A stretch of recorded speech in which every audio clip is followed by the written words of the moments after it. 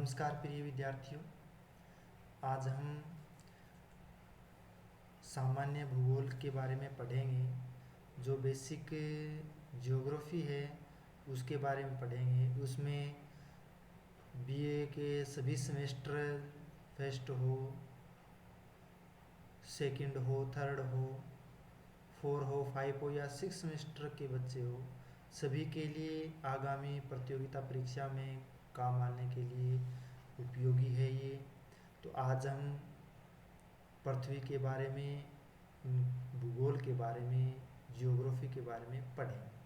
तो उससे पहले हम प्रस्तावना के बारे में पढ़ेंगे।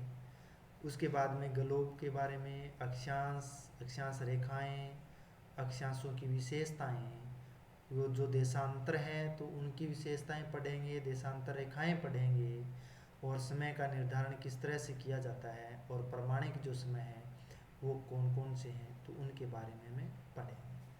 तो आइए हम सबसे पहले प्रस्तावना पढ़ते हैं, और प्रस्तावना में हम भूगोल के बारे में पढ़ेंगे कि भूगोल का जो एक शब्द है, भूगोल शब्द है, उसके पीछे जो शब्द के पीछे बहुत कुछ जुड़ा हुआ है, तो उसके बारे में पढ़ते हैं कि एक शब्द से मालूम होता है कि भू प्लस गोल, इसका हम संधि विच्छेद करते हैं तो भू प्लस गोल होता है। और भू का अर्थ होता है पृथ्वी, और गोल का होता है पृथ्वी का जो स्वरूप है या फिर उसकी गोलाकृति है, उसके बारे में हमें पढ़ते जाएंगे। तो भूगोल शब्द कहाँ से लिया गया है, और जो अर्थ है, विस्तृत जो अर्थ है वो संस्कृत मूल से ही लिया गया है। भूगोल का जो अर्थ लिया गया है वो, और जो शब्द है वो एक संस्कृत भाषा का शब्द है, और भूगोल संस्कृत भाषा से ही लिया गया है, जो दो शब्दों से मिलकर के बना है, एक भू और दूसरा गोल। तो इनको दोनों को हम जोड़ते हैं तो इसका अर्थ होता है भूगोल। भू का अर्थ होता है पृथ्वी, और गोल का जो अर्थ होता है वो गोलाकार या उसका जो स्वरूप होता है वो होता है, और इसका शाब्दिक जो अर्थ होता है वो होता है पृथ्वी का स्वरूप, या पृथ्वी जो गोलाकृति है, आकृति के बारे में जाना जाता है। तो इसको भूगोल कहते हैं। इसके बाद में हम पढ़ते हैं कि भूगोल शब्द है उसको जियोग्राफी शब्द भी कहा जाता है। तो जियोग्राफी शब्द है वो जिस तरह से भूगोल है वो संस्कृत मूल से लिया गया था, इसी तरह से जियोग्राफी है वो भी यूनानी मूल या ग्रीक मूल से है, भाषा का शब्द है, तो वहाँ से ये जियोग्राफी शब्द है वो लिया गया है। जो हम पढ़ते हैं यूनानी भूगोलवेता या ग्रीक भूगोलवेता थे, तो जो सबसे पहले भूगोल का पिता जो यूनानी भूगोलवेता के नाम से प्रसिद्ध हुए थे, तो वहाँ से ये शब्द जियोग्राफी शब्द लिया गया है। तो जियोग्राफी शब्द है वो एक ग्रीक या फिर यूनानी भाषा से लिया गया है। आप देख सकते हैं 2 नंबर पॉइंट में कि जियोग्राफी शब्द ग्रीक या फिर यूनानी भाषा से लिया गया है। इसका भी 2 अर्थों में हम अगर संधि विच्छेद करें, जियो प्लस ग्राफोस आता है, और जियो का अर्थ होता है पृथ्वी यानी एर्थ होता है, और जियोग्राफोस का अर्थ होता है लेखन या फिर उनका वर्णन करना। और ज्योग्राफी का जो शाब्दिक अर्थ होता है वो होता है पृथ्वी का लेखन करना, या पृथ्वी का वर्णन करना, या फिर पृथ्वी का अध्ययन करना। तो ये अलग अलग शब्द होते हैं, और इन शब्दों के बारे में हम इनको कहते हैं ज्योग्राफी जो है वास्तविक रूप में पृथ्वी का एक अध्ययन करना ही ज्योग्राफी कहलाता है। तो आइए हम, ये इनकी प्रस्तावना थी, भूगोल या ज्योग्राफी के बारे में हमने बेसिक पढ़ा। उसके बाद में हम ग्लोब के बारे में चर्चा करते हैं, और आपने इस तरह के ग्लोब देखे होंगे, क्योंकि जूनियर में और सीनियर क्लास आपने पास की है स्कूली शिक्षा से, तो आपने ज्योग्राफी सब्जेक्ट लिया है तो आपने आसान है कि आपने ग्लोब को देखा है, सर ने आपको ग्लोब दिखाया है। और ग्लोब है वो एक पृथ्वी का स्वरूप या आकार कह सकते हैं, और हमें पृथ्वी के अध्ययन करने में ये बहुत कुछ मदद करता है। और इसमें इसको कहते हैं, ये 1 नंबर है कि इसे पृथ्वी का लघु रूप भी कहा जाता है। लघु रूप यानी इसका एक पृथ्वी का छोटा रूप कहते हैं इसको, और छोटे आकृतिक रूप में हम पृथ्वी का विस्तृत रूप में अध्ययन कर सकते हैं इस ग्लोब के माध्यम से। अब आपके मन में यह सवाल उठ रहा होगा कि ये ग्लोब है, ये पूर्व दिशा की ओर इस तरह टेढ़ा या फिर झुका हुआ क्यों है? तो यानी इसके जो केंद्र ध्रुव होने चाहिए थे, जो नॉर्थ पोल और साउथ पोल है, यानी उत्तरी ध्रुव और दक्षिणी ध्रुव है, वो यहाँ क्यों है? अगर होने चाहिए तो वो 90 डिग्री के कोण पर यानी समकोण पर यहाँ होने चाहिए थे, उत्तरी ध्रुव और दक्षिणी ध्रुव यहाँ होने चाहिए थे। परंतु पृथ्वी का या फिर ग्लोब हम देखते हैं तो वो थोड़ा झुका हुआ है पूर्व की ओर, और वो झुका हुआ है 23.5 डिग्री का, और 23.5 डिग्री है पृथ्वी है वो अपने एक्स पर है, वो पूर्व की ओर झुकी हुई है, और पूर्व की ओर झुकी होने की वजह से ही ग्लोब है वो पूर्व की ओर 23.5 डिग्री आपको झुकाव मिलेगा। और इसके बीचों बीच से एक रेखा गुजरती है जिसे बोलते हैं विषुवत रेखा या फिर भूमध्य रेखा। तो एक पृथ्वी का लघु रूप भी कहा जाता है ग्लोब को, और पृथ्वी के भौगोलिक स्वरूप को दर्शाता है। यानी जैसे ग्लोब में हम पढ़ते हैं कौन सा महाद्वीप कहाँ है, तो हम महाद्वीपों के बारे में चर्चा करते हैं तो हम ग्लोब उठाते हैं, तो ग्लोब में आपको दे रखा है, और इस ग्लोब में हमें प्रत्यक्ष रूप से यहाँ पर हमें देख रहे हैं ये उत्तरी अमेरिका महाद्वीप है, दक्षिणी अमेरिका महाद्वीप है। तो हमें ग्लोब से है वो आसान होता है कि कौन सा महाद्वीप कहाँ इनकी स्थिति रहती है, उत्तरी गोलार्ध में है कौन सा महाद्वीप और कौन सा महाद्वीप दक्षिणी गोलार्ध में, तो इसकी आसानी होती है। दूसरा हम पढ़ते हैं भौगोलिक स्वरूप में जो महासागर है, सागर है, खाड़ी है, गर्त है, उनके बारे में भी हम पढ़ते हैं, तो ये भी आसान होता है कि उत्तरी अमेरिका और दक्षिणी अमेरिका महाद्वीप है, इसके पश्चिमी छोर पर विश्व का सबसे बड़ा महासागर मिलेगा और वो है प्रशांत महासागर। और इन महाद्वीपों के पूर्वी छोर पर आपको एक एस आकृति में महासागर मिलेगा और वो है अटलांटिक महासागर। इसके पूर्व में तो दोनों ओर से महासागरों से दोनों महाद्वीप है वो घिरे हुए हैं, और इनके साथ साथ में हमें कौन सी देश की नदियां कहाँ जाती है, पर्वत श्रृंखला के बारे में हम पढ़ सकते हैं, प्रायद्वीपीय पठारों के बारे में पढ़ सकते हैं। तो हमें भौगोलिक स्वरूप यानी पृथ्वी का जो स्वरूप हमें दिखाई देता है, मैदानी हो, तटवर्ती क्षेत्र हो, तो उनके बारे में हमें अध्ययन करते हैं और वो ग्लोब में दर्शाया गया है। 3 नंबर पॉइंट है ये पृथ्वी की आकार, यानी जो किस तरह का आकार है, गोलाकार है, तो हमें ग्लोब दिखाई दे रहा है कि हाँ गोलाकार, इस तरह की गोलाकृति में या तस्तरीनुमा आकृति में आपको पृथ्वी है वो आकार दिखाई देगा। उसकी स्थलाकृति अभी आपको बताया था, पर्वत, पहाड़, मैदान है, खाड़ी है, गर्त है, इस तरह की जो स्थलाकृति है वो आपको मिलेगी। महासागर मिलेंगे, महाद्वीप मिलेंगे, कौन सा देश कहाँ है, तो उनके अक्षांश और देशांतर के आधार पर हम उन देशों का हम पता लगा सकते हैं, और देशों के साथ साथ में अक्षांश और देशांतर रेखाओं को भी दर्शाया गया है ग्लोब पर। ग्लोब पर आप देखोगे तो एक काल्पनिक रेखाएं खींची जाती है। भूमध्य रेखा 0 डिग्री पर, हम उत्तर की ओर जाते हैं 23.5 डिग्री, कर्क रेखा 66.5 डिग्री पर, अंटार्कटिक रेखा, दक्षिणी गोलार्ध में जाते हैं 23.5 डिग्री, मकर रेखा 66.5 डिग्री साउथ में है, तो वो अंटार्कटिक रेखा है वो खींची जाती है। तो ये रेखाएं काल्पनिक रेखाएं होती हैं, या फिर जो अक्षांश और देशांतर जो रेखाएं होती हैं जिनको हम ग्रिड बोलते हैं, तो वो संपूर्ण है वो मानचित्र पर या फिर ग्लोब पर ही दर्शाए जाते हैं। जो काल्पनिक होती है, वास्तविक रूप में वो पृथ्वी पर नहीं होती है, वो काल्पनिक होती है। उसके बाद में हम पढ़ते हैं ग्लोब के बारे में, तो ग्लोब की विशेषताएं हैं वो अलग अलग, इनकी विशेषताएं आती है, हमें क्या काम आता है ग्लोब। तो 1 नंबर पॉइंट आप पढ़ सकते हैं, ये पॉइंट है कि इनका गोलाकार आकार है। तो ग्लोब है वो गोलाकार आकार क्यों है, तो वो बताता है कि ग्लोब पूर्ण रूप से गोल होता है जैसे पृथ्वी स्वयं है, यानी पृथ्वी स्वयं है इसी आकृति की बनी हुई है जिस आकृति में ग्लोब को बनाया गया है। तो ये इसकी आकृति रहती है। 2 नंबर है अक्षांश और देशांतर रेखाएं, जो अभी मैंने अभी जस्ट बताया था कि अक्षांश और देशांतर जो रेखाएं हैं जो काल्पनिक रेखाएं होती है और वो इस पर दर्शाई जाती है। तो देखिए इस पर पृथ्वी की काल्पनिक रेखाएं होती है जो स्थिति निर्धारण में क्या करती है, मदद करती है। यानी हम किसी देश की स्थिति जानना है कि कौन से गोलार्ध में है, तो हम स्थिति का पता लगा सकते हैं। तो हमें अक्षांश और देशांतर मालूम होना चाहिए, और अक्षांश देशांतर के साथ साथ में हम बता सकते हैं कि ये देश इस महाद्वीप में यहाँ है, उत्तरी गोलार्ध में है या दक्षिणी गोलार्ध में है, इसका हम अंदाजा लगाएंगे तो वो हमें जरूरत पड़ेगी, तो वो पड़ेगी अक्षांश और देशांतर रेखाओं की। 3 नंबर हमारा पॉइंट रहेगा वो है घूर्णन करने योग्य, यानी ग्लोब एक एक्स पर घूमते हैं, यानी ये जो अपना एक्स है, ये एक्स है, एक्सिस बोलते हैं इसको, तो इस एक्सिस के सहारे है वो ग्लोब है, घूमता है। जिस तरह से पृथ्वी है वो घूर्णन क्रिया करती है अपने एक्स पर है, और वो 23 घंटे और 56 मिनट में अपना एक चक्कर पूर्ण करती है। जो ग्लोब है वो उनका स्वरूप दर्शा रहा है यहाँ पर, जिससे दिन रात और पृथ्वी की गति को समझाया जा सकता है। यानी घूर्णन क्रिया करती है पृथ्वी, तो घूर्णन क्रिया करती है तो उससे दिन और रात की स्थिति है वो बनती है। जब जो भाग हम इस ग्लोब का दिखाई दे रहा है, हमें सामने प्रत्यक्ष रूप से जो भाग दिखाई दे रहा है,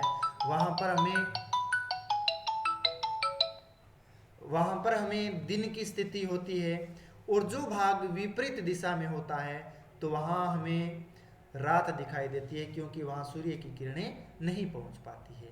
यानी जो भाग हमें दिखाई दे रहा है तो वो दिन की स्थिति कहलाता है, और जो भाग हमें दिखाई नहीं देता है वो रात की स्थिति दर्शाता है। तो ये स्थिति 12 और 12 घंटे की स्थिति रहती है, 12 घंटे का दिन और 12 घंटे की रात, और ये क्रिया होती है वो घूर्णन करती है पृथ्वी, तो उसी क्रिया के द्वारा होती है। 4 नंबर पॉइंट है महाद्वीप और महासागर, यानी सभी महाद्वीपों और महासागरों को उनके वास्तविक अनुपात में दिखाया जाता है। यानी ग्लोब पर कितने भाग पर महाद्वीप है या कितने महाद्वीप हैं और कितने महासागर हैं, तो हम इन पे सभी दर्शाए गए हैं। या फिर स्थलीय भाग कितने प्रतिशत है, जो 21% स्थलीय भाग पड़ते हैं, और 79% 79% भाग है वो जलीय भाग हम पढ़ते हैं, 29% भाग स्थल भाग, और 71% भाग है वो हम जलीय भाग पढ़ते हैं। तो वो सागर और महासागर या स्थलीय और जलीय स्थिति के बारे में भी हमें बताता है।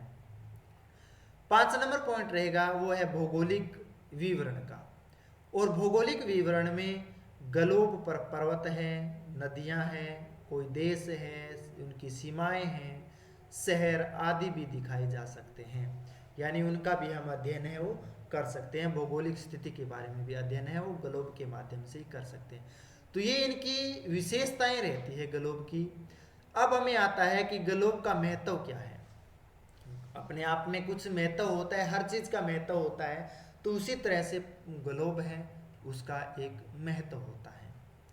तो ग्लोब के महत्व को हम देखते हैं, तो उसमें सबसे पहले 1 नंबर पॉइंट आता है कि पृथ्वी के आकार और ढांचे को समझने में मदद करता है। यानी इसका जो महत्व होता है कि पृथ्वी का आकार है, ऐसे हम पता नहीं लगाते हैं कि पृथ्वी है वो एक विस्तृत रूप में है। अगर उसका भूमध्य रेखीय व्यास पढ़ेंगे हम तो 12,756 किलोमीटर, और ध्रुवीय व्यास पढ़ेंगे तो 12,746 किलोमीटर का आता है। इतने बड़े विस्तृत क्षेत्र का या विस्तृत पृथ्वी का हम अध्ययन नहीं कर सकते हैं, इसलिए हमें ग्लोब का ही सहारा लेना पड़ता है। तो पृथ्वी के आकार और उनके ढांचे को समझने में हमें मदद मिलती है, और ग्लोब को देखते हैं तो उसके स्वरूप को देखते हैं तो हमें समझ में आ जाता है कि पृथ्वी का आकार इस तरह का है। और इसके साथ साथ में हम सागर महासागर देखते हैं तो वो भी पता चल जाता है कि ये सागर यहाँ है और ये महासागर यहाँ पर है। इसके साथ में महत्व आता है 2 नंबर, दिन और रात के कारण को समझने में उपयोगी होता है। जो भी विशेषता में बताया था, दिन रात को समझने में उपयोगी होता है। हम ग्लोब को जैसे ही रोटेट करेंगे यानी पश्चिम से पूर्व की ओर घुमाएंगे, क्योंकि पृथ्वी है वो जो रोटेट यानी घूर्णन और परिक्रमण जो करती है वो पश्चिम से पूर्व की ही उनकी दिशा रहती है। तो उस घूर्णन क्रिया की वजह से ही दिन और रात बन जाते हैं। जो भाग सामने होता है वहाँ पर दिन होता है, सूर्य की किरणें गिरती है, और जो भाग विपरीत होता है यानी पीछे का भाग होता है वहाँ पर सूर्य की किरणें नहीं पहुँच पाती है, तो वहाँ पर रात की स्थिति बनी रहती है। 3 नंबर है अक्षांश देशांतर के ज्ञान में सहायक होता है।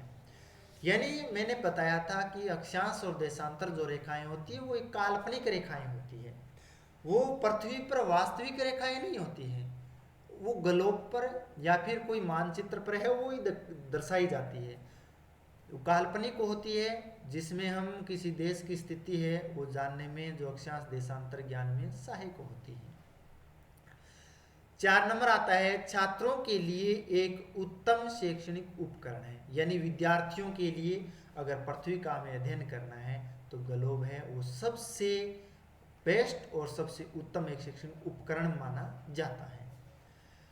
आगे है 5 नंबर, नक्शे की तुलना में विकृति कम होती है, यानी नक्शे की तुलना में जो विकृति या फिर त्रुटियां जो होती हैं वो ग्लोब में बहुत ही कम होती है। मानचित्र हम पढ़ते हैं, मानचित्र में हमें विस्तृत रूप में नहीं दिया जाता है, परंतु ग्लोब पर हम विस्तृत रूप में अक्षांश देशांतर है, पृथ्वी के द्वीप महाद्वीप सागर महासागरों के बारे में विस्तृत रूप में उनकी घूर्णन क्रिया उनकी परिक्रमण क्रिया के बारे में हमें पढ़ सकते हैं। तो विकृति है उनकी त्रुटि है वो बहुत ही कम होती है, न के बराबर ग्लोब में त्रुटियां होती है।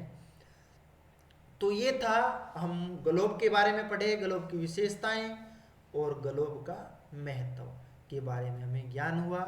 अब हमें पढ़ना है अक्षांश के बारे में। तो हम अक्षांश के बारे में पढ़ेंगे और अक्षांश के बारे में हम देखते हैं कि अक्षांश रेखाएं किसको कहते हैं, कौन सी अक्षांश रेखाएं होती है और कहाँ से गुजारी गई है ये रेखाएं, और कितने कितने डिग्री के अंतराल से ये रेखाएं गुजरती है, और हमें कौन सी रेखाएं हैं और हमें हमेशा के लिए याद रखना है। तो ये बहुत ही अच्छा टॉपिक है अक्षांश के बारे में। तो अक्षांश रेखाओं की हम बात करें तो अक्षांश रेखाएं पृथ्वी की भूमध्य रेखा के समानांतर खींची गई काल्पनिक रेखाएं होती हैं। ये जो रेखा है, ये जो भूमध्य रेखा है 0 डिग्री, ये जो रेखा आपको दिखाई दे रही है ये पृथ्वी के बीचों बीच से निकाली गई है और ये 0 डिग्री पर खींची गई है। और इस 0 डिग्री से हम एक एक डिग्री के कोण से हम रेखाओं को काटते हैं तो 79 उत्तरी गोलार्ध में और 79 यानी 79 दक्षिणी गोलार्ध में आपको ये रेखाएं मिलेगी, और एक भूमध्य रेखा है। तो टोटल अगर रेखाओं की बात करें तो 178 प्लस 179 रेखाएं होती है, क्योंकि हम ध्रुव को एक बिंदु के रूप में गिना जाता है। ये ऊपर आप देख सकते हैं एक डॉट के रूप में है, ये रेखा नहीं है, ये एक बिंदु के रूप में है। इनको रेखा नहीं बोला जाता है, इनको केवल अक्षांश बिंदु के रूप में बोला जाता है। यानी नॉर्थ पोल और साउथ पोल है वो एक बिंदु के रूप में है। अक्षांश की अगर बात करें तो अक्षांश है वो 90 नॉर्थ यानी उत्तरी गोलार्ध में और 90 दक्षिणी गोलार्ध में, यानी 180 प्लस भूमध्य रेखा जो है वो 181 अक्षांश होते हैं, और अक्षांश रेखाएं होती है वो 179 होती है। तो ये काल्पनिक रेखाएं होती हैं। ये रेखाएं पृथ्वी को उत्तर और दक्षिण गोलार्ध में बांटती है, यानी जो 0 डिग्री जो ये रेखा है वो पृथ्वी को 2 भागों में विभाजित करती है, इसलिए इसको भूमध्य रेखा कहते हैं। यानी भूमध्य का अर्थ होता है भू यानी पृथ्वी और मध्य यानी बीच से, वह रेखा जो इस भूमि के बीच से गुजारी गई जो रेखा है उसे भूमध्य रेखा कहा जाता है। और इसके उत्तर में उत्तरी गोलार्ध और दक्षिण में दक्षिणी गोलार्ध कहा जाता है। 3 नंबर आता है हर अक्षांश रेखा पृथ्वी के केंद्र से मापी जाती है और इसे डिग्री में दर्शाया जाता है। यानी पृथ्वी के केंद्र से मैंने अभी बताया था कि 0 डिग्री जो रेखा है वो एक केंद्र यानी मध्य से है, और इसे एक एक डिग्री के अंतराल से 1 2 3 4 5 6 इस तरह से 90 डिग्री तक उत्तर में, 1 2 3 4 5 6 10 90 डिग्री दक्षिणी गोलार्ध में आपको इस तरह डिग्री में दर्शाया गया है अक्षांश रेखाओं को। भूमध्य रेखा को 0 डिग्री अक्षांश माना जाता है, जो भूमध्य रेखा है उसको 0 डिग्री अक्षांश माना जाता है। यह 90 डिग्री उत्तरी ध्रुव और 90 डिग्री दक्षिणी ध्रुव तक जाती है। यानी 1-1 डिग्री के अंतराल से हम रेखाओं को खींचते हैं तो 90 डिग्री तक उत्तरी गोलार्ध में और 90 डिग्री तक दक्षिणी गोलार्ध में ये रेखाएं जाती हैं। तो ये है अक्षांश रेखाएं। अब हमें बात करेंगे मुख्य जो मुख्य अक्षांश रेखाएं हैं जो हमें हमेशा याद रखने हैं, वो उनके बारे में हम पढ़ेंगे। तो एक नंबर आता है, आप इस डायग्राम में भी देख सकते हैं कौन सी मुख्य अक्षांश रेखाएं हैं। तो पहला आता है भूमध्य रेखा, यानी इक्वेटर आता है, तो वो आता है 0 डिग्री पर। और 0 डिग्री पर आप ये देख रहे हैं, ये देखो रेखा, एक सीधी रेखा भूमि के मध्य से ये रेखा गुजारी गई है, इसको भूमध्य रेखा कहते हैं। दूसरी जो रेखा है वो है कर्क रेखा, यानी ट्रॉपिक ऑफ कैंसर। ये 23.5 डिग्री उत्तर में यानी नॉर्थ में है, गुजारी गई है ये रेखा है। देखो 23.5 डिग्री पर है, उत्तरी गोलार्ध में ये रेखाएं गुजारी गई हैं। इसी तरह से एक मकर रेखा भी आती है, ट्रॉपिक ऑफ कैप्रिकॉर्न, यानी 23.5 डिग्री दक्षिणी अक्षांश यानी साउथ में, तो ये आपको यहाँ मिलेगी। और ये रेखा इसलिए महत्वपूर्ण है दोनों कि उत्तर में 23.5 डिग्री कर्क रेखा और दक्षिण में 23.5 डिग्री मकर जो रेखाएं हैं, उनके बीच में ये जो आपको रेड कलर में जो भाग दिखाई देता है, इस रेड क्षेत्र में हमेशा सूर्य की स्थिति रहती है। सूर्य अधिकतम उत्तरी गोलार्ध में 23.5 डिग्री तक जा सकता है कर्क रेखा पर, जो 21 जून को स्थिति बनती है, और दक्षिणी गोलार्ध में जो मकर रेखा पर जो सूर्य आता है अधिकतम दक्षिणी गोलार्ध में, तो वो 22 दिसंबर को आता है। तो इनके बीच में रहता है, 21 मार्च और 23 सितंबर को सूर्य है वो भूमध्य रेखा पर उनकी स्थिति रहती है। उसके बाद में आता है आर्कटिक जो वर्त है वो बनता है 66.5 डिग्री पर। आप ये देख रहे हैं नॉर्थ में है, यानी उत्तरी अक्षांश है, 66.5 डिग्री है जो उत्तर से गुजारी गई जो रेखा है। और ये रेखा इसलिए महत्वपूर्ण है क्योंकि सूर्य का जो प्रकाश होता है या सूर्य की किरणों का जो कोण होता है वो हमेशा 66.5 डिग्री का ही होता है। वो आगे हम विस्तृत रूप में पढ़ेंगे, पर तो यहाँ बात आ गई तो मैं आपको संक्षिप्त में आपको बता देता हूँ कि सूर्य जो किरणों का जो कोण बनता है वो हमेशा 66.5 डिग्री का बनता है। क्यों बनता है? क्योंकि पृथ्वी 23.5 डिग्री पूर्व की ओर झुकी हुई है। झुकी होने के वजह से हम 90 में से 23.5 डिग्री माइनस करते हैं तो 66.5 डिग्री ही रहता है। अगर सूर्य भूमध्य रेखा पर होता है, लंबवत चमकता है, तो अधिकतम उत्तरी गोलार्ध में 66.5 डिग्री तक जाएगी और दक्षिणी गोलार्ध में भी 66.5 डिग्री तक जाएगी सूर्य की किरणें। अगर सूर्य कर्क रेखा पर 21 जून को होता है तो उत्तरी गोलार्ध में ग्रीष्म ऋतु होती है, तो सूर्य की किरणें 90 डिग्री तक जाएगी, पर तो दक्षिणी गोलार्ध में 43 डिग्री तक ही जाती हैं। क्योंकि ये भाग उत्तर में चला गया तो 66.5 में से हमें 23.5 माइनस में करना पड़ेगा दक्षिणी गोलार्ध में, तो 43 डिग्री आता है, तो 43 डिग्री तक अधिकतम किरणें जाती हैं। तो आर्कटिक जो वर्त होता है वो उत्तरी गोलार्ध में ये होता है 66.5 डिग्री। अंटार्कटिक वर्त होता है वो 66.5 डिग्री दक्षिणी गोलार्ध में यहाँ पर बनता है। ये आप देख रहे हो, आर्कटिक और अंटार्कटिक जो वर्त है वो इस तरह से बनते हैं। और ध्रुव की बात करें तो उत्तर ध्रुव है वो 90 डिग्री उत्तर अक्षांश। ये देखो यहाँ पर आपको पोलर दिखाई देगा, जो उत्तरी ध्रुव है ये नॉर्थ पोल है। और दक्षिणी ध्रुव की बात करें तो 90 डिग्री दक्षिणी पोलर, ये देखो साउथ पोल यहाँ पर बनेगा। तो ये मुख्य अक्षांश रेखाएं थी, इनके बारे में अध्ययन किया हमने। अब हम आते हैं अगले टॉपिक पर, यानी अक्षांश रेखाओं की जो दूरी है उनके बारे में हमें पढ़ना है। तो अक्षांश रेखाओं की जो दूरी है वो एक समान नहीं रहती है, थोड़ा सा अंतर होता है उसमें। यानी हम पढ़ते हैं ये जो भूमध्य रेखा है 0 डिग्री से इक्वेटर गुजारी गई है, तो यहाँ पर जो भूमध्य रेखा के पास जो दूरी बताई गई है वो 110.5 किलोमीटर की दूरी है। यानी ये 0 डिग्री से लेकर के ये जो रेखा है, या 1 डिग्री से लेकर 2 डिग्री के अक्षांश रेखा, 2 अक्षांश रेखाओं की जो मध्य की दूरी है, यानी इसके भूमध्य रेखा के आसपास, तो वहाँ पर दूरी आपको मिलेगी 110.5 किलोमीटर की। और जैसे जैसे हम ध्रुवों की ओर जाते हैं, चाहे वो उत्तरी ध्रुव हो चाहे फिर वो दक्षिणी ध्रुव हो, तो वहाँ पर आपको दूरी मिलेगी 111.7 किलोमीटर की। यानी वहाँ पर दूरी थोड़ी 1 किलोमीटर के आसपास है लगभग, या 1 किलोमीटर थोड़ी सी ऊपर है, वो बढ़ जाती है। दो अक्षांशों के बीच की दूरी ध्रुवों की ओर जाते हैं तो बढ़ जाती है। क्योंकि पृथ्वी का आकार है वो एक तस्तरी नुमा है, पूर्ण गोल नहीं है, तो इसलिए वजह से अक्षांशों की जो दो अक्षांशों के बीच की दूरी है ध्रुवों की ओर बढ़ जाती है। अगर औसत दूरी की बात करें तो वो 111 किलोमीटर की उसकी औसत दूरी रहती है। तो ये याद रखना है, भूमध्य रेखा पर 110.5 किलोमीटर की और ध्रुवों के पास 111.7 किलोमीटर की, और औसत दूरी है वो है 111 किलोमीटर की। तो मैं आशा करता हूँ कि ये सभी चीज़ें आप अच्छी तरह से याद हो, कोई किसी तरह की किंतु परंतु न हो। इसलिए आप कोई भी ज्योग्राफी से संबंधित डाउट हो, आपको किंतु परंतु हो, आपके मन में विचार हो, सवाल हो, जवाब हो, तो आप मुझे कमेंट करके अच्छी तरह से बता सकते हैं, मैं आपको रिप्लाई दे सकता हूँ। आगे आते हैं हम, तो अक्षांश रेखाएं यानी जो भेद होते हैं अक्षांश और अक्षांश रेखाएं, मैंने आपको पहले बताया था कि अक्षांश किसको कहते हैं और अक्षांश रेखाएं किसको कहते हैं। दोनों में अंतर ध्यान से सुनना, पहले एक बार नोट मत करो, पहले समझो इन चीज को कि अक्षांश क्या है और अक्षांश रेखाएं क्या है।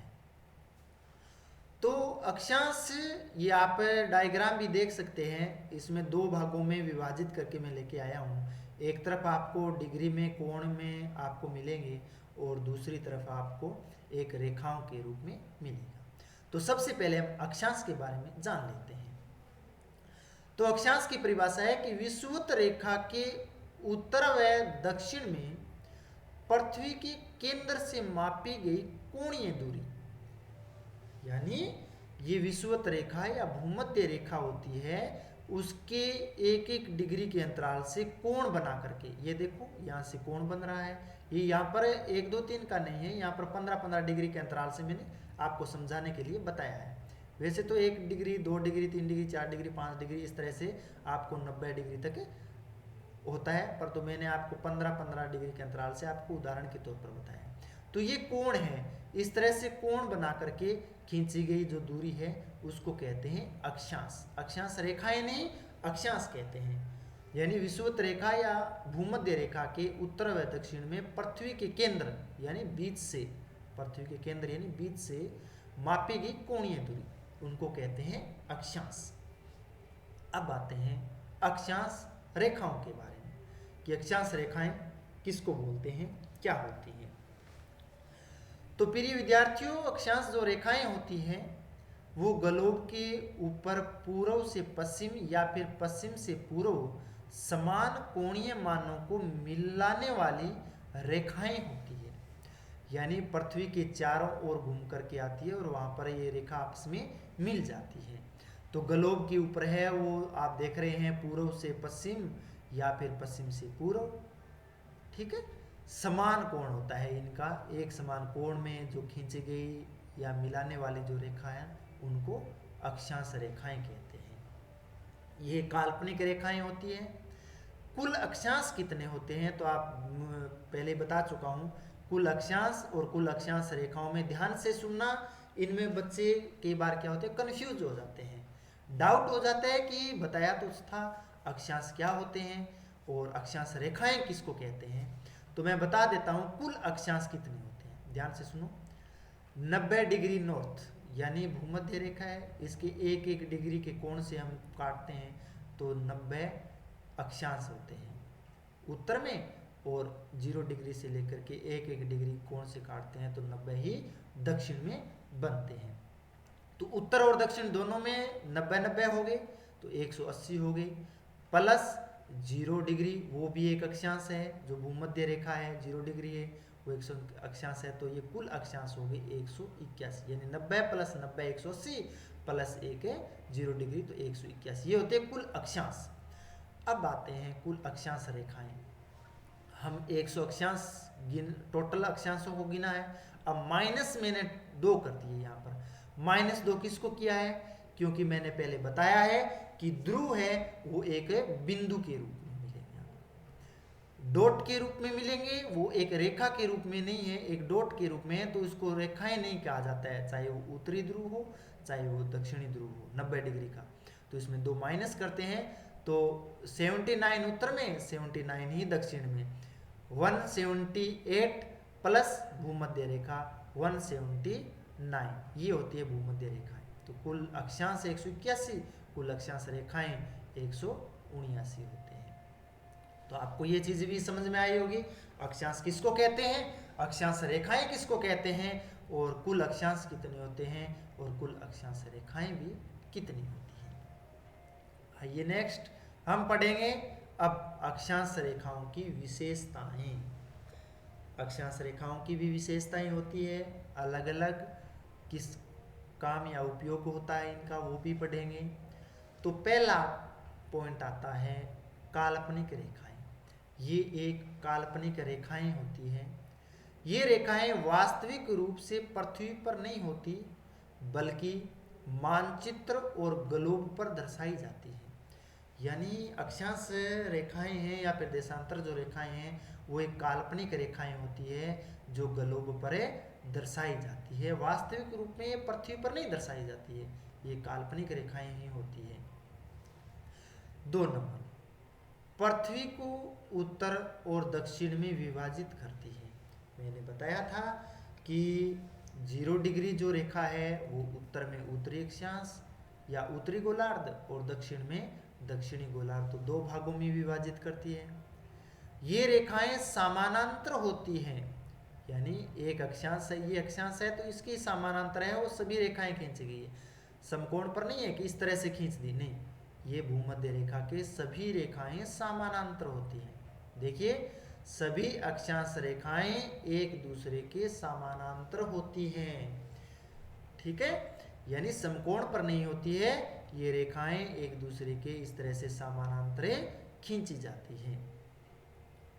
भूमध्य रेखा सबसे लंबी होती है। भूमध्य रेखा है वो पृथ्वी की सबसे बड़ी अक्षांश होती है, और जैसे जैसे हम ध्रुवों की ओर बढ़ते जाते हैं वैसे वैसे रेखाएं छोटी होती जाती है। जैसे हमने एक बॉल ले ली और बॉल का बीच का भाग आपको देखेंगे तो उसकी चौड़ाई अधिक रहेगी, ठीक है, और उसमें आप टिक मार्क करोगे तो बॉल पर देखना कि जो बीच में आप लाइन खींचोगे तो वो बड़ी दिखाई देगी, और जैसे जैसे हम ध्रुवों की ओर जाएंगे तो वहां पर क्या होती जाएगी, वो जो एरो बनेगा वो क्या होता जाएगा, छोटा बनता जाएगा। तो यानी ध्रुवों की ओर बढ़ते हैं तो ये रेखाएं हैं वो छोटी होती जाती हैं।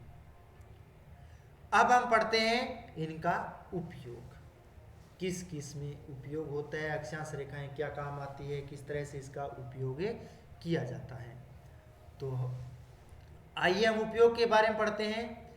किसी भी स्थान की स्थिति जानने में अक्षांश उपयोगी होता है, यानी कोई देश कोई क्षेत्र विशेष है तो उसकी स्थिति जानते हैं तो अक्षांश का हमें सहारा लेना पड़ता है। पृथ्वी के विभिन्न अक्षांशों पर जलवायु में भिन्नता होती है, जैसे भूमध्य रेखा के पास गर्म जलवायु और ध्रुवों के पास से ठंडी जलवायु। क्यों होता है, ये सूर्य की वजह से होता है, क्योंकि सूर्य जब भूमध्य रेखा पर या कर्क या मकर रेखा पर चमकता है तो यहाँ पर ये जो क्षेत्र आपको दिखाई दे रहा है यहाँ पर सूर्य की लंबवत किरणें गिरेगी, और जिन क्षेत्रों में सूर्य की लंबवत किरणें गिरती है वहां पर हमेशा उष्ण जलवायु पाई जाती है, और जिन क्षेत्रों में सूर्य की कोण तिरछा होता जाता है तो उसकी ऊष्मा वहां पर कम पहुंचती है, इसलिए उन क्षेत्रों में क्या होती है, शीतोष्ण या फिर शीत जलवायु पाई जाती है। जैसे उदाहरण के रूप में हमने अग्नि को जलाया किसी स्थान पर और हम उसके पास में जाएंगे तो उसकी ऊष्मा हमें ज़्यादा महसूस होगी, गर्मी ज़्यादा महसूस होगी। उससे हम दूर जाएंगे तो जितना दूर जाएंगे उसकी ऊष्मा उसकी उष्णता है वो कम महसूस होती है। यही चीज़ें हैं कि सूर्य की कोण है वो तिरछा होता जाता है ध्रुवों पर तो वहाँ पर शीत जलवायु, लंबवत किरणें गिरती है तो वहाँ पर उष्ण जलवायु, तो वहाँ पर यानी भूमध्य रेखा के पास गर्म जलवायु और ध्रुवों के पास से ठंडी जलवायु। समय क्षेत्र की मदद से पृथ्वी को समय क्षेत्रों में बांटा जाता है, यानी अक्षांश जो रेखा है इसका भी समय क्षेत्र या जोन होता है, उष्ण कटिबंध है, उपोष्ण है, शीतोष्ण है या शीत है, अलग अलग क्षेत्रों में बांटा या विभाजित किया गया है। अक्षांश रेखाएं जो भार से होकर के जो गुजरती है, और जो मुख्य अक्षांश रेखा जो कर्क रेखा 23.5 डिग्री जो भार से होकर के गुजरता है, और उसमें कौन कौन से राज्यों से होकर के गुजरती है, उसमें राजस्थान, गुजरात, मध्य प्रदेश, छत्तीसगढ़, झारखंड, पश्चिम बंगाल, त्रिपुरा और मिजोरम, ये जो 8 राज्य हैं, इन 8 राज्यों से होकर के कर्क रेखा है, ये जो आप 23.5 डिग्री ये जो आप देख रहे हैं, इन 8 राज्यों से होकर के भारत से होकर के गुजरती है। भारत के लगभग मध्य से होकर के गुजरती है, और जो गुजरात, राजस्थान, मध्य प्रदेश, छत्तीसगढ़, झारखंड, पश्चिम बंगाल, त्रिपुरा और मिजोरम, ये जो राज्य है इनसे होकर के गुजरती है। तो इनका ये उपयोग होता है अक्षांश रेखाओं का। अब हम पढ़ते हैं अक्षांश रेखाओं के बाद में देशांतर रेखाएं, और आप डायग्राम देख रहे हैं, और इस डायग्राम में आपको देशांतर रेखाएं भी दिखाई दे रही है। और इन देशांतर रेखाओं को आप देखेंगे तो ये उत्तर से दक्षिण की ओर खींची गई काल्पनिक रेखाएं होती हैं। देखिए देशांतर रेखाएं उत्तरी ध्रुव से दक्षिणी ध्रुव को मिलाकर खींची जाने वाली ये काल्पनिक रेखाएं होती हैं। देखो उत्तरी ध्रुव, और ये रेखाएं इस तरह से खींची जाती है दक्षिणी ध्रुव, और ये भी 1-1 डिग्री के अंतराल से ही खींची जाती है। यानी ये 0 डिग्री ग्रीनविच रेखा है, और इस ग्रीनविच रेखा के ये ग्रीनविच रेखा है, और इसके 1-1 डिग्री के अंतराल से ये रेखाएं गुजारी गई है। तो ये उत्तर से दक्षिण की ओर खींची गई जाने वाली ये रेखाएं होती है, जिनको देशांतर रेखाएं कहा जाता है। कुल देशांतर जो रेखाएं होती है वो 360 होती है। जो सभी देशांतर रेखाएं अगर गणना करें तो 360 होती हैं। कुल देशांतर वृत्त होते हैं वो 180 होते हैं। कैसे होते हैं, आधा कैसे हो जाता है? कुल देशांतर तो 360 है, पर तो कुल देशांतर वृत्त 180 कैसे रह जाते हैं? पहले तो आपको ये समझना है कि 360 देशांतर कैसे होते हैं। क्योंकि एक हम कोई वृत्त बनाते हैं और उसको 1-1 डिग्री के एंगल से हम काटते हैं, तो वो वृत्त है वो 360 डिग्री में भी विभाजित होता है। तो इसी तरह से पृथ्वी गोलाकृति में है, तो 1-1 डिग्री के अंतराल से हम खींचते हैं, तो इसको जो रेखाएं बनती है वो 360 बनती है। और कुल देशांतर वृत्त, यानी यहाँ से हमने शुरू किया इस रेखा को, और इस ओर लेकर के दक्षिण ध्रुव से लेकर के उस बैक साइड से होकर के यहाँ पर मिलाते हैं, तो वो एक वृत्त बनता है। तो एक रेखा ये भी होगी, एक रेखा उधर से वो होगी, तो 2 रेखा काउंट होगी और एक वृत्त बन गया, तो यानी इसका आधा हो जाता है, तो 180 वृत्त बनते हैं। 0 डिग्री देशांतर रेखा को ग्रीनविच रेखा, प्रधान मध्य रेखा, विश्व मानक रेखा भी कहते हैं। जो एक लंदन के ग्रीनविच शहर से ये रेखा गुजारी गई है, तो इस रेखा को ग्रीनविच रेखा, प्रधान मध्य रेखा या विश्व मानक रेखा कहते हैं। और 180 डिग्री देशांतर रेखा है वो अंतर्राष्ट्रीय तिथि रेखा कहा जाता है। यानी ये 0 डिग्री है, इसके अप्रत्यक्ष रूप से वो पीछे का भाग है, वहां पर आपको 180 डिग्री मिलेगा, तो वो अंतर्राष्ट्रीय तिथि रेखा के रूप में आता है। यानी वहां से समस्त देशों का जो समय का निर्धारण किया जाता है। तो ये है देशांतर। अब हम पढ़ते हैं देशांतर रेखाओं की विशेषताएं, क्या क्या विशेषताएं होती हैं। तो आप इसमें आप देख रहे हैं अलग अलग विशेषता होती है देशांतर रेखाओं की, आप देखिए इसमें। तो समस्त देशांतर रेखाओं की लंबाई समान होती है, यानी जिस तरह से अक्षांश रेखाएं हैं ध्रुवों की ओर जाते हैं तो उसकी लंबाई कम हो जाती है और भूमध्य रेखा पर अधिक होती है, वैसा नहीं है। इनकी समस्त देशांतर रेखाओं की लंबाई होती है वो एक समान ही रहती है। डायग्राम में भी देख सकते हैं, यहाँ से कोई भी रेखा उठा लो, इस तरह से आप इस जाओगे, ये रेखाएं ले लो, ये रेखाएं ले लो, कोई सी भी रेखा ले लो, इनकी लंबाई हमेशा क्या होती है, समान होती है। भूमध्य रेखा से ध्रुव की ओर जाने पर देशांतर रेखाओं के बीच की दूरी घटती जाती है, वह ध्रुवों पर शून्य हो जाती है। यानी भूमध्य रेखा से, यहाँ से 0 डिग्री भूमध्य रेखा है, इससे हम ध्रुवों की ओर जाएंगे, देखो दो देशांतरों के बीच का जो भाग है उसमें क्या होती जाएगी, कमी होती जाएगी, और ध्रुवों पर ये आपस में मिल जाते हैं। तो यानी उसकी ध्रुवों पर दूरी शून्य हो जाती है और भूमध्य रेखा पर दूरी अधिकतम हो जाती है। वो कितनी रहती है, तो आइए एक एक के बारे में चर्चा करते हैं। 0 डिग्री अक्षांश है तो वहां पर दो देशांतर, सॉरी हाँ 0 डिग्री अक्षांश है तो वहां पर दो देशांतरों के बीच की, ये 0 डिग्री अक्षांश है तो यहाँ पर दो देशांतरों के बीच की दूरी 111.32 किलोमीटर की रहती है। यानी दो देशांतरों के बीच की दूरी 111.32 किलोमीटर की रहती है भूमध्य रेखा के पास में। जैसे जैसे हम ध्रुवों की ओर जाते हैं, 60 डिग्री उत्तर का भाग हो चाहे 60 डिग्री दक्षिण का भाग हो, तो वहां पर इसकी दूरी लगभग आधी हो जाती है, 55.8 किलोमीटर की दूरी रह जाती है बीच की। जैसे ही हम 90 डिग्री ध्रुवों पर जाते हैं, दो देशांतरों के बीच की दूरी शून्य हो जाती है, क्योंकि यहाँ पर सभी देशांतर रेखाएं क्या हो जाती है, मिल जाती है आपस में। समस्त देशांतर रेखाएं अर्धवृत्त होती हैं, यानी आधे वर्त यहाँ पर मिल गई, यहाँ पर मिल गई, अर्धचंद्राकार रूप में जो कहते हैं, इसलिए इसको अर्धवृत्त रेखाएं कहा जाता है। विश्व में समय का निर्धारण देशांतरों के माध्यम से ही होता है, यानी विश्व के समस्त देशों का जो हम निर्धारण करते हैं, जो आगे हम पढ़ेंगे इसके बारे में कि समय है वो कैसे निकाला जाता है, किस तरह से हम समय निकालेंगे, अभी अगली स्लाइड में हम देखेंगे। तो समय का निर्धारण है वो हम देशांतरों के माध्यम से ही करते हैं, यानी पृथ्वी घूर्णन करती है या परिक्रमण करती है, तो इसमें एक देशांतर से दूसरे देशांतर में जो बीच का जो समय लगता है वो 4 मिनट का लगता है, तो उसके बारे में भी चर्चा करेंगे हम। तो माध्यम से समय की गणना या निर्धारण किया जाता है देशांतरों के माध्यम से ही। दो देशांतरों के बीच के क्षेत्र को क्या कहते हैं, गोर कहते हैं। गोरे भी लिखा होगा या गोर भी लिखा होगा। तो दो देशांतर है तो दो देशांतरों का ये जो बीच का जो भाग है इसको क्या कहते हैं, गोर कहते हैं। एक चीज और, दो देशांतरों के बीच के भाग को तो गोर कहते हैं, पर तो दो अक्षांशों के बीच के भाग को क्या कहते हैं, ये आप कमेंट में जरूर बताओगे। कमेंट में जरूर बताना कि दो अक्षांशों के बीच की दूरी को क्या कहते हैं।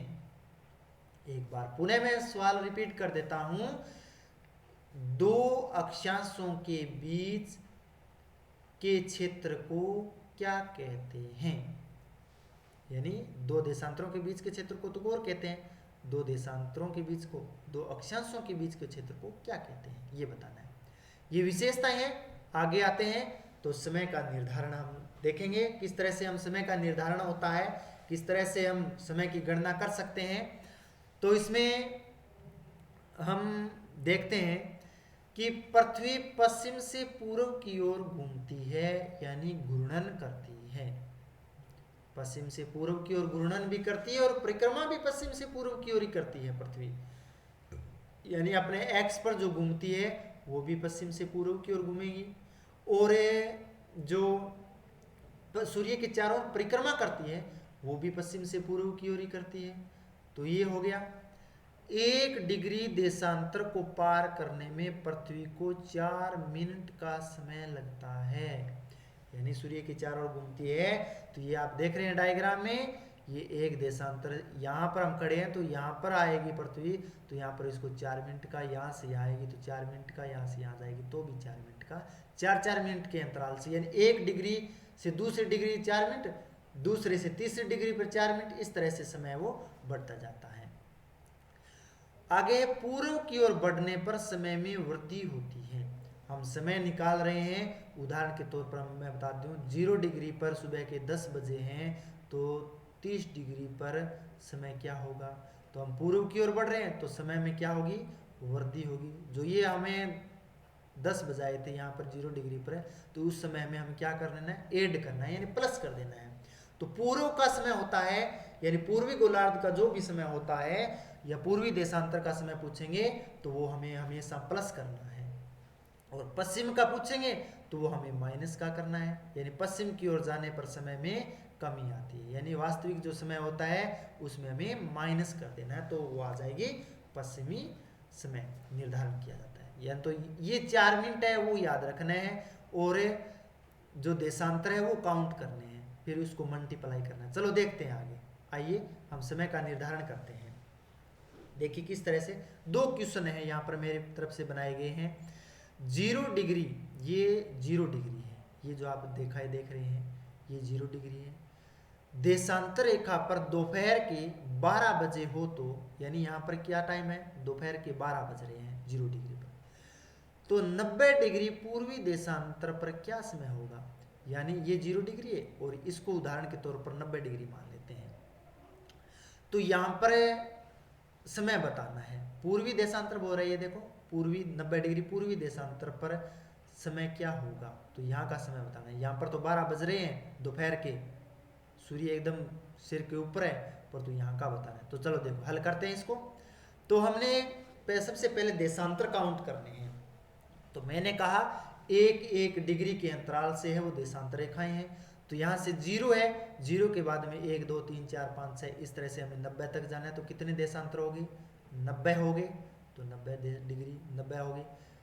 मल्टीप्लाई कितने से करना है, 4 से। क्यों, क्योंकि एक देशांतर से दूसरे देशांतर को पार करने में पृथ्वी को 4 मिनट का समय लगता है। तो इसको मल्टीप्लाई करते हैं यानी गुणा करते हैं तो 360 मिनट आते हैं। क्या आते हैं, 360 मिनट आते हैं। अब इसको क्या करना है, 360 जो मिनट है इसको घंटे में बदलना है। तो हमें 1 घंटा होता है वो 60 मिनट का होता है, तो इसमें 360 में से 60 का भाग दे देंगे, तो हमारे पास में आता है 6 घंटे। 6 घंटे का समय आ गया। यानी 0 डिग्री से लेकर के 90 डिग्री के जो बीच का जो समय का अंतर है वो 6 घंटे का है। तो यहाँ तो 12 बज रहे हैं, पर तो यहाँ का पूछा है कि यहाँ का समय क्या है। तो हमें 12 में, ये पूर्व में है तो समय को वृद्धि करनी है, तो 12 में 6 को क्या कर देंगे, ऐड कर देंगे। तो क्या हो गए, शाम के 6 बज गए। यानी दोपहर के 12 बज रहे हैं, 1 2 3 4 5 6, यानी 6 PM, शाम के 6 PM, ये हमारा आंसर आ गया। कर सकते हो। ये तो था पूर्व का समय, जैसे हम पूर्व की ओर बढ़ते हैं तो वो समय। अब हम पढ़ेंगे पश्चिम का समय के बारे में। चलो पश्चिम का समय देखो। 90 डिग्री पूर्वी देशांतर पर शाम के 9 बजे यानी PM हो तो 30 डिग्री पश्चिमी देशांतर पर समय क्या होगा। देखो ये हमें 90 डिग्री माना था, पूर्वी देशांतर ये 0 डिग्री है। यहाँ पर क्या समय है, 9 बज गए हैं शाम की, यानी PM है, यहाँ पर 9 बजे हैं। 30 डिग्री पश्चिमी देशांतर, अब हम इधर चलते हैं, ये मान लेते हैं ये 0 डिग्री है, ये 30 डिग्री मान लेते हैं। 30 डिग्री पश्चिमी देशांतर का यहाँ का समय बताना है। तो सबसे पहले हमें क्या करना होगा, देशांतर काउंट करने हैं। तो 0 डिग्री से यहाँ पर 90 डिग्री तक जाए, 90 देशांतर ये हो गए। 0 डिग्री से इधर 30 डिग्री जाते हैं तो 30 ये हो गए। तो 90 प्लस 30, तो कुल देशांतर हो गए 120। तो हमारे पास में सभी जो देशांतर आए हैं, गणना हुई है, वो 120 देशांतरों की हुई है। तो वही मल्टीप्लाई करेंगे, 120 × 4, 480 मिनट आए हैं हमारे पास में। इसको घंटे में बदल दो, यानी 60 से भाग देंगे तो 8 घंटे आ गए।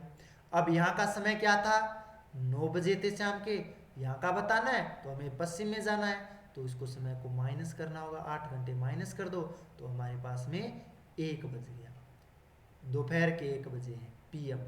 यानी बैक चलेंगे 9 PM से 8 घंटे बैक चलेंगे, तो यहाँ का समय, यहाँ 30 डिग्री से लेकर के 90 डिग्री पूर्वी देशांतर के बीच का अंतर 8 घंटे का आता है।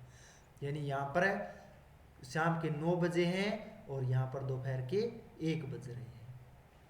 ठीक है, तो ये आप, आशा करता हूँ आपको समझ में आया होगा कि हम कोई भी समय हो आप आसानी से समय की गणना कर सकते हैं, बेझिझक, हड़बड़ाहट नहीं करनी है, आराम से। बस इतना समय याद रखना है कि पूर्व में जाना है समय को बढ़ाना है, पश्चिम में जाना है समय को घटाना है।